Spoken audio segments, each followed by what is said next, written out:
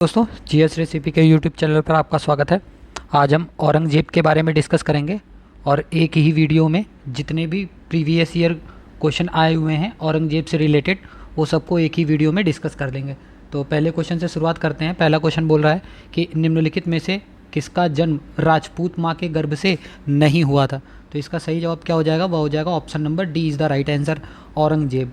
इसके बारे में महत्वपूर्ण तथ्य जान लीजिए कि औरंगजेब जो है ना, औरंगजेब एक कॉपी पेन उठाइए और औरंगजेब के बारे में कुछ महत्वपूर्ण तथ्य जान लीजिए। महत्वपूर्ण तथ्य यह है कि औरंगजेब का जो जन्म है वह नवंबर 1618 ईस्वी में उज्जैन के निकट, कहाँ पर? उज्जैन के निकट दोहद नामक स्थान पर शाहजहाँ की जो पत्नी थी जिनका नाम था मुमताज़ महल, जिनका नाम क्या था? जिनका नाम था मुमताज़ महल, इनके गर्भ से इसका जन्म हुआ था। और औरंगजेब के प्रथम शिक्षक जो थे उनका नाम अब्दुल लतीफ़ सुल्तानपुरी था। उनका नाम क्या था? उनका नाम था अब्दुल लतीफ़ सुल्तानपुरी जो था वो उनके गुरु का नाम था। उसने अरबी, फ़ारसी, तुर्की एवं हिंदी भाषाओं का अच्छा ज्ञान प्राप्त किया था। और 1636 ईस्वी में औरंगजेब को पहली बार दक्षिण का, कहाँ का? दक्षिण का सूबेदार जो है वह नियुक्त किया गया था या बनाया गया था।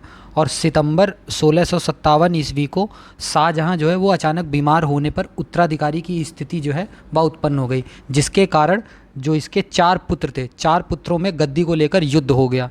जिनका जो क्रम है आप नोट कर सकते हो। जो सबसे पहले युद्ध लड़ा गया था वह था बहादुरपुर का युद्ध। उसका नाम क्या था? उसका नाम था बहादुरपुर का युद्ध। ये जो हुआ था यह 14 फरवरी 1658 ईस्वी को शाही सेना व शाह शुजा के मध्य हुआ था, जिसमें शाह शुजा जो है वह पराजित होकर बंगाल भाग गया था। उसके बाद जो दूसरा युद्ध हुआ था वह धर्मत का युद्ध हुआ था। कौन सा? वह हुआ था धर्मत का युद्ध। ये जो हुआ था यह हुआ था 15 अप्रैल 1658 को हुआ था। उज्जैन के निकट धर्मत नामक स्थान पर शाही सेना व मुराद तथा औरंगजेब की संयुक्त सेना के मध्य हुआ था। शाही सेना की जो कमान है वह किसके हाथों में थी? वह दारा शिकोह के हाथ में थी। किसके हाथ में थी? दारा शिकोह के हाथ में थी। इस युद्ध में जोधपुर के शासक जसवंत सिंह के नेतृत्व में शाही सेना की पराजय हुई और औरंगजेब की जो है वह प्रतिष्ठा बहुत बढ़ गई। फिर उसके बाद जो तीसरा युद्ध हुआ था वह हुआ था सामूगढ़ का युद्ध। कौन सा? सामूगढ़ का युद्ध हुआ था, जो कि आगरा के पास, कहाँ पर? आगरा के पास 8 जून 1658 ईस्वी में दारा शिकोह की सेना औरंगजेब के मध्य हुआ था, जिसमें दारा शिकोह की जो सेना है वह पराजित हुई थी। और दारा शिकोह जो है वह पराजित होकर युद्ध भूमि से भाग गया। इस युद्ध के बाद औरंगजेब ने आगरा में अपना राज्याभिषेक करवाया। कहाँ पर? आगरा में जो है वह अपना राज्याभिषेक करवाया तथा दूसरा और वास्तविक राज्याभिषेक जो है वह खजुआ के युद्ध, चौथे नंबर पे आप कर सकते हैं, खजुआ का युद्ध, जो कि जनवरी 1659 में हुआ था। और देवराई का युद्ध एक हुआ था। चौथे के बाद 5वें नंबर पे युद्ध आप नोट कर सकते हैं, देवराई का युद्ध। देवराई का जो युद्ध है वह 13 मार्च 1659 में अपनी निर्णायक विजय के बाद जून 1659 को दिल्ली में संपन्न हुआ था। इस अवसर पर अबुल मुजफ्फर मुइनुद्दीन मोहम्मद औरंगजेब बहादुर आलमगीर बादशाह गाजी की उपाधि जो है वह धारण करी थी। इतनी बड़ी उपाधि उसने धारण करी थी। ठीक है, तो इस क्वेश्चन का जो सही जवाब था वह क्या था? वह था option number D is the right answer. अगले प्रश्न की ओर बढ़ते हैं। अगला प्रश्न क्या है? अगला प्रश्न बोल रहा है कि धर्मत का युद्ध निम्न में से किसके बीच लड़ा गया था? तो मैंने बताया था जो धर्मत का युद्ध था ना वह औरंगजेब तथा दारा शिकोह के बीच लड़ा गया था। Option number C is the right answer. अगले प्रश्न की ओर बढ़ते हैं। अगला प्रश्न क्या है? अगला प्रश्न बोल रहा है कि निम्नलिखित युद्धों को नीचे दिए गए कूट के आधार पर काल क्रमानुसार में व्यवस्थित कीजिए। और नीचे युद्ध दिए गए हैं। तो जो धर्मत का युद्ध है वह कब हुआ था? धर्मत का युद्ध हुआ था 15 अप्रैल 1658 को हुआ था। बहादुरपुर का जो युद्ध है वह 14 फरवरी 1658 ईस्वी को हुआ था। खजुआ का जो युद्ध है वह 13 मार्च 1659 ईस्वी को हुआ था। और सामूगढ़ का जो युद्ध है वह 8 जून 1658 ईस्वी को हुआ था। तो इस क्वेश्चन का जो सही जवाब हो जाएगा वह क्या हो जाएगा, वह हो जाएगा option number D is the right answer. अगले प्रश्न की ओर बढ़ते हैं। अगला प्रश्न क्या है, अगला प्रश्न बोल रहा है कि औरंगजेब ने जोधपुर के शासक जसवंत सिंह को 1658 ईस्वी के धर्मत के युद्ध में पराजित किया था। धर्मत जो है वह किस राज्य में स्थित है, तो धर्मत जो है वह मध्य प्रदेश में स्थित है। Option number B is the right answer. अगले प्रश्न की ओर बढ़ते हैं। अगला प्रश्न क्या है, अगला प्रश्न बोल रहा है कि निम्नलिखित मुगल बादशाहों में से किस एक का 2 बार सिंहासन रोहण हुआ था, तो वह कौन था, वह था औरंगजेब।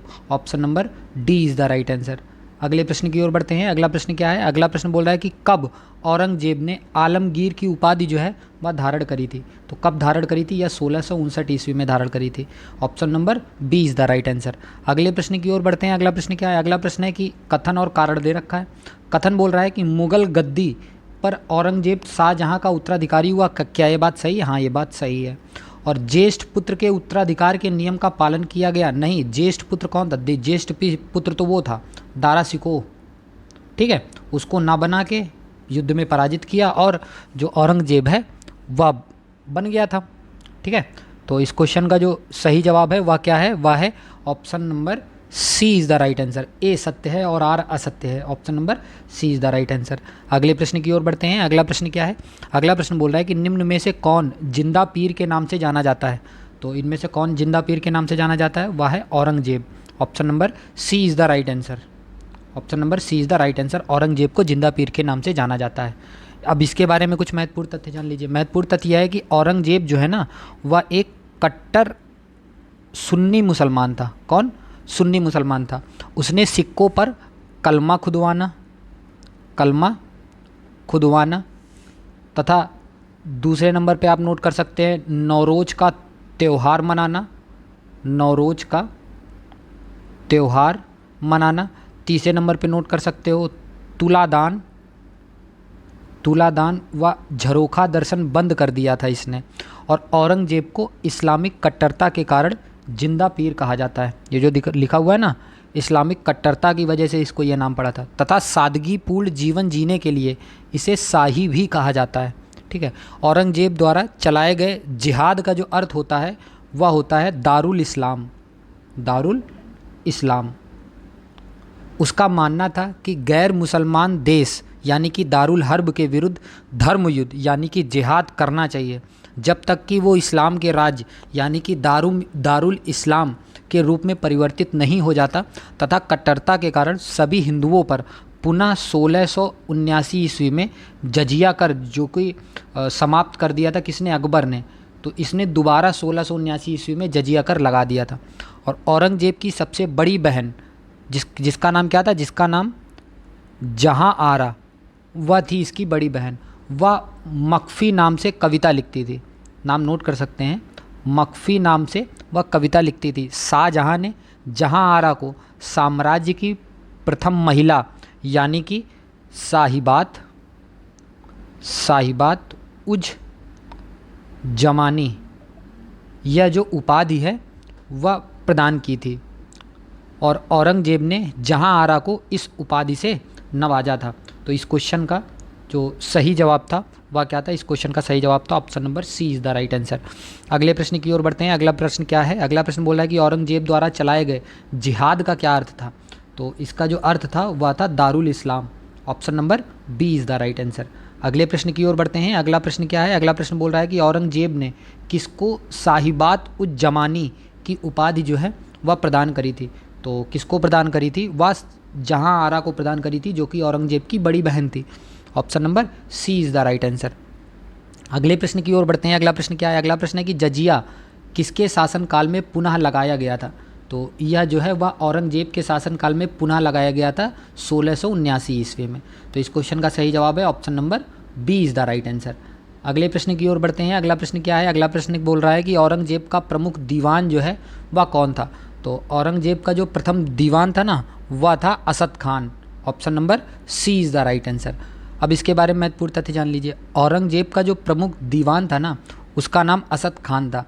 और असद खान जो है वह औरंगजेब के शासनकाल सबसे ज़्यादा 31 वर्षों तक, कितने वर्षों तक, 31 वर्षों तक दीवान के पद पर इसने कार्य किया था। और औरंगजेब का प्रथम अभियान जो था जो कि असम था, असम। और असम का जो पुराना नाम था ना, असम का पुराना नाम था कामरूप। तो असम के अहोम शासकों पर, असम में कौन शासक थे? अहोम शासक थे। तो इसका जो प्रथम अभियान था वह असम के अहोम शासकों पर हुआ था, जिनके साथ औरंगजेब का लंबा जो है वह संघर्ष हुआ था। और मीर जुमला के नेतृत्व में, किसके नेतृत्व में? मीर जुमला के नेतृत्व में असम के शासक जयध्वज को, किसको? जयध्वज को दिलेर खां के माध्यम से संधि के लिए विवश किया। और औरंगजेब के समय सिख विद्रोह एकमात्र विद्रोह था जो धार्मिक कारणों से हुआ था। और औरंगजेब ने 1675 ईस्वी में नवे सिख गुरु थे। कौन से? 9वें नंबर के सिख गुरु थे, जिनका नाम था गुरु तेग बहादुर। गुरु तेग बहादुर, इनको इसलिए मृत्युदंड दे दिया था कि उसने औरंगजेब की धार्मिक नीतियों का विरोध किया था। इसी के बाद सिख विद्रोह जो है वह शुरू हुआ था। और जाटों के जो नेता थे, जिनका नाम था राजा राम, जिनका नाम क्या था? जिनका नाम था राजा राम। राजा राम जी ने सिकंदरा में स्थित अकबर के मकबरे को लूटा व अकबर की हड्डियां निकालकर जला दी। और फिर उसके बाद क्या हुआ? फिर उसके बाद 1704 ईस्वी में गुरु गोविंद सिंह जी ने औरंगजेब के पास जफरनामा, किस नाम से? जफरनामा नाम के पत्रों का संकलन फारसी भाषा में भेजा था। तो इस क्वेश्चन का जो सही जवाब था वह क्या था? वह था option number C is the right answer. अगले प्रश्न की ओर बढ़ते हैं। अगला प्रश्न क्या है? अगला प्रश्न बोल रहा है कि निम्न शासकों में से किसके काल में मुगलों और असम के अहोमों के बीच लंबे काल तक संघर्ष हुआ था? तो ये किसके शासनकाल में हुआ था? वह औरंगजेब के शासनकाल में हुआ था। Option number A is the right answer. अगले प्रश्न की ओर बढ़ते हैं। अगला प्रश्न क्या है? अगला प्रश्न बोल रहा है कि किस सिख गुरु की मृत्यु के लिए औरंगजेब जिम्मेदार था? तो किस सिख गुरु के लिए? गुरु तेग बहादुर जी की मृत्यु के लिए औरंगजेब जो है वह जिम्मेदार माना जाता है। तो इस क्वेश्चन का सही जवाब था option number B is the right answer. अगले प्रश्न की ओर बढ़ते हैं। अगला प्रश्न क्या है? अगला प्रश्न बोल रहा है कि औरंगजेब के शासनकाल में जाटों ने निम्नलिखित में से किस एक के मकबरे को क्षतिग्रस्त किया था? तो किसके मकबरे को किया था? अकबर के मकबरे को उन्होंने क्षतिग्रस्त किया था और अकबर की हड्डियों को निकालकर उसको जला दिया था। Option number A is the right answer. अगले प्रश्न की ओर बढ़ते हैं। अगला प्रश्न क्या है? अगला प्रश्न बोल रहा है कि औरंगजेब ने दक्षिण में जिन 2 राज्यों को विजित किया था वे कौन से थे? तो जो 2 राज्यों को विजित किया था, एक बीजापुर था, एक गोलकुंडा था। Option number C is the right answer. अब इसके बारे में महत्वपूर्ण तथ्य जान लीजिए। महत्वपूर्ण तथ्य क्या बोलता है? तो महत्वपूर्ण तथ्य बोलता है कि औरंगजेब ने दक्षिण के स्वतंत्र मुस्लिम राज्यों बीजापुर एवं गोलकुंडा का स्वतंत्र अस्तित्व समाप्त करना चाहता था वो, क्योंकि मराठों की शक्ति समाप्त करने के लिए बीजापुर व गोलकुंडा को समाप्त करना जरूरी था। इस प्रयास के कारण औरंगजेब ने दिलेर खां को, किसको? दिलेर खां को दक्षिण का सूबेदार नियुक्त किया तथा दिलेर खां ने बीजापुर के जो मंत्री थे, जिनका नाम था सीदी मसूद, जिनका नाम था सीदी मसूद को अपनी तरफ मिलाकर बीजापुर को आत्मसमर्पण की संधि मानने के लिए सहमत किया। फिर सितंबर 1686 में, कब? सितंबर 1686 में बीजापुर को मुगल साम्राज्य में मिला लिया गया तथा बीजापुर के सुल्तान सिकंदर आदिल शाह को बंदी बनाकर दौलताबाद के दुर्ग में भेज दिया गया, जहां 1700 ईस्वी में उसे जहर देकर उसकी हत्या कर दी गई। और औरंगजेब ने 1685 ईस्वी में शाहजादा शाह आलम को, ये जो अब बात हो रही है वो गोलकुंडा की बात हो रही है, शाहजादा, कब? 1685 में शाहजादा शाह आलम को गोलकुंडा पर आक्रमण करने के लिए भेजा। और गोलकुंडा का शासक उस समय जो था उसका नाम था अबुल हसन कुतुब शाह, यानी कि यह कुतुब शाही वंश का था, जिस पर मदना एवं अखना नाम के 2 भाइयों का अत्यधिक प्रभाव था। फिर 1687 ईस्वी में गोलकुंडा को मुगल साम्राज्य में मिला लिया गया और गोलकुंडा जो था वह बड़े हीरो की बिक्री का विश्व प्रसिद्ध केंद्र माना जाता रहा था। तो इस क्वेश्चन का जो सही जवाब था वह था option number C is the right answer. अगले प्रश्न की ओर बढ़ते हैं। अगला प्रश्न क्या है? अगला प्रश्न बोल रहा है कि औरंगजेब ने बीजापुर की विजय जो है वह कब की थी? तो बीजापुर की जो विजय थी वह 1686 ईस्वी में करी थी। Option number B is the right answer. अगले प्रश्न की ओर बढ़ते हैं। अगला प्रश्न क्या है? अगला प्रश्न बोल रहा है कि 1687 में जब औरंगजेब ने गोलकुंडा किले पर अधिकार किया, उस समय गोलकुंडा का शासक जो था वह कौन था? तो गोलकुंडा का जो शासक था वह अबुल हसन कुतुब शाह था। Option number A is the right answer. अगले प्रश्न की ओर बढ़ते हैं। अगला प्रश्न क्या है? अगला प्रश्न बोल रहा है कि इनमें से किसने स्वतंत्र गोलकुंडा राज्य को मुगल साम्राज्य में संयोजित किया था? तो यह किसने किया था? यह औरंगजेब ने किया था। Option number B is the right answer. अगले प्रश्न की ओर बढ़ते हैं। अगला प्रश्न क्या है? अगला प्रश्न बोल रहा है कि दिया गया मानचित्र क्या बताता है? तो दिया गया मानचित्र में ये जो राज्य है ना, ये बताता है। तो दिए गए मानचित्र में जो है वह 1707 में औरंगजेब की मृत्यु के समय उसके राज्य के बारे में बताता है। Option number D is the right answer. 1686 ईस्वी में बीजापुर को, 1687 ईस्वी में गोलकुंडा की विजय के पश्चात मुगल साम्राज्य उत्तर में हिमालय से लेकर दक्षिण में कावेरी नदी तक फैल गया और 1707 ईस्वी में औरंगजेब के साम्राज्य की स्थिति को प्रस्तुत मानचित्र में दर्शाया गया है। मतलब पूरा का पूरा ये यहाँ से लेके पूरा भारतवर्ष पे इसका कब्जा हो चुका था। तो option number D is the right answer. अगले प्रश्न की ओर बढ़ते हैं। अगला प्रश्न क्या है? अगला प्रश्न बोल रहा है कि किस बादशाह के अंतर्गत मुगल सेना में सर्वाधिक हिंदू सेनापति थे? तो यह किसके शासनकाल में थे? या औरंगजेब के शासनकाल में थे? Option number D is the right answer. अब इसके बारे में महत्वपूर्ण तथ्य जान लीजिए। महत्वपूर्ण तथ्य क्या है? महत्वपूर्ण तथ्य यह है कि जो मुगल साम्राज्य की शक्ति का जो मुख्य स्रोत था वह उसकी विशाल सेना को माना जाता है। और मुगल सेना में सैन्य व्यवस्था का जो प्रमुख अधिकारी होता था उसका नाम मीर बख्शी होता था। क्या होता था? मीर बख्शी होता था। उसकी नियुक्ति जो है वह बादशाह द्वारा की जाती थी, मतलब राजा के द्वारा की जाती थी। और जो मुगल शासक जो है वह औरंगजेब के शासन में मनसबदारों को, किनको? मनसबदारों को मशरूत या सशर्त नियुक्त किया जाता था। और औरंगजेब के शासनकाल में मनसबदारों की जो संख्या थी वह सर्वाधिक थी, जिसमें हिंदू मनसबदारों की संख्या सर्वाधिक यानी कि 33% हुआ करती थी, जो दक्कन के अमीर थे। और औरंगजेब के शासनकाल में बड़े पैमाने पर दक्कनी अमीरों की नियुक्त की गई थी। इसमें राजपूतों तथा मराठों की संख्या अधिक थी। और शिवाजी के गुरु संत रामदास जी, कौन? संत रामदास जी, जो महाराष्ट्र के महान संत थे, मुगल शासक औरंगजेब के समकालीन माने जाते हैं। और आमेर के मिर्जा राजा जय सिंह ने जहांगीर, शाहजहां एवं औरंगजेब तीनों मुगल बादशाहों की सेवा की थी। उसे शाहजहां ने मिर्जा राजा की उपाधि दी थी। किसकी उपाधि? मिर्जा राजा की जो है वह उपाधि दी थी। तो इस क्वेश्चन का जो सही जवाब था वह क्या था? वह था option number D is the right answer. अगले प्रश्न की ओर बढ़ते हैं। अगला प्रश्न क्या है? अगला प्रश्न बोल रहा है कि निम्नलिखित बादशाहों में से किसकी सेना में सर्वाधिक संख्या में दक्कनी अमीर थे? तो किसकी सेना में ये थे? ये जो थे वो औरंगजेब की सेना में थे। Option number D is the right answer. अगले प्रश्न की ओर बढ़ते हैं। अगला प्रश्न क्या है? अगला प्रश्न बोल रहा है कि किस मुगल शासक ने अपने शासनकाल में राजपूत एवं मराठा मनसबदारों की संख्या में अधिक वृद्धि की थी? तो वह राजा कौन था? वह राजा औरंगजेब था। कौन था? औरंगजेब था। Option number D is the right answer. अगले प्रश्न की ओर बढ़ते हैं। अगला प्रश्न क्या है? अगला प्रश्न बोल रहा है कि मिर्जा राजा की मुगल पदवी किसे प्रदान की गई थी? तो यह जो पदवी थी वह जय सिंह को प्रदान की गई थी। Option number B is the right answer. अगले प्रश्न की ओर बढ़ते हैं। अगला प्रश्न क्या है? अगला प्रश्न बोल रहा है कि संत रामदास को किसके शासनकाल से संबंधित किया जाता है? तो संत रामदास जी को औरंगजेब से के समकालीन जो है वह माना जाता है। Option number D is the right answer. अगले प्रश्न की ओर बढ़ते हैं। अगला प्रश्न क्या है? अगला प्रश्न बोल रहा है कि औरंगजेब द्वारा साम्राज्य में नियुक्त किए गए मुहत्सिब के कर्तव्यों में निम्नलिखित में से कौन सा एक कर्तव्य अपेक्षित नहीं था?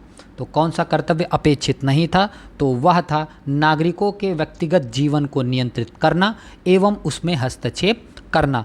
Option number B is the right answer. अगले प्रश्न की ओर बढ़ते हैं। अगला प्रश्न क्या है? अगला प्रश्न बोल रहा है कि निम्नलिखित में से कौन 3 फ्रांसीसी यात्री सन 1664 में मुगल दरबार में उपस्थित थे। तो वह कौन थे? वह ट्रेवेनियर भी था और वर्नियर भी था, थेटनोट भी था, लेकिन मनुची जो है वो नहीं था। तो इसका सही जवाब क्या हो जाएगा? वह हो जाएगा option number C is the right answer.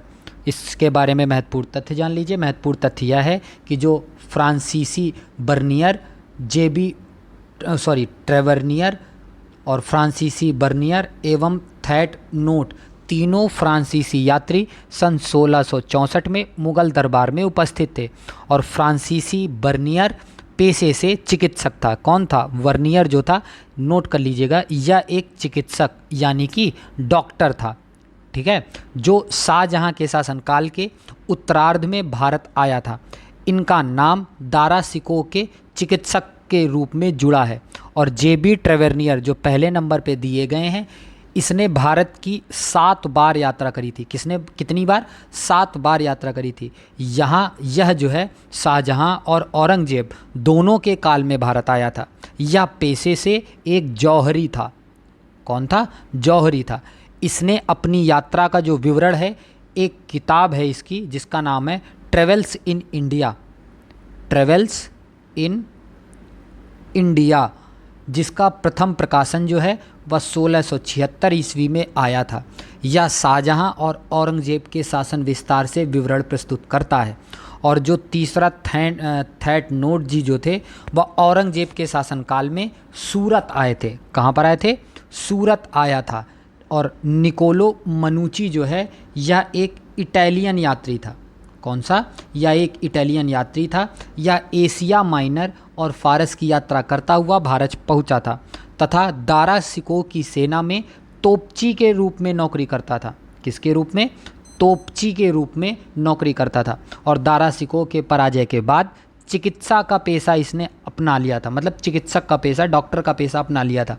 इसने अपना विवरण एक बुक लिखी है और उस बुक का नाम है स्टोरियो डी मोगोर, स्टोरियो डी मोगोर। इसमें जो है इसने अपना विवरण प्रस्तुत किया है। यह उत्तराधिकारी के युद्धों का प्रत्यक्षदर्शी था तथा मिर्जा राजा जयसिंह द्वारा पुरंदर 1665 में घेरे के समय मनुची उसके साथ उपस्थित था। तो इस क्वेश्चन का जो सही जवाब है वह क्या है? वह है option number C is the right answer.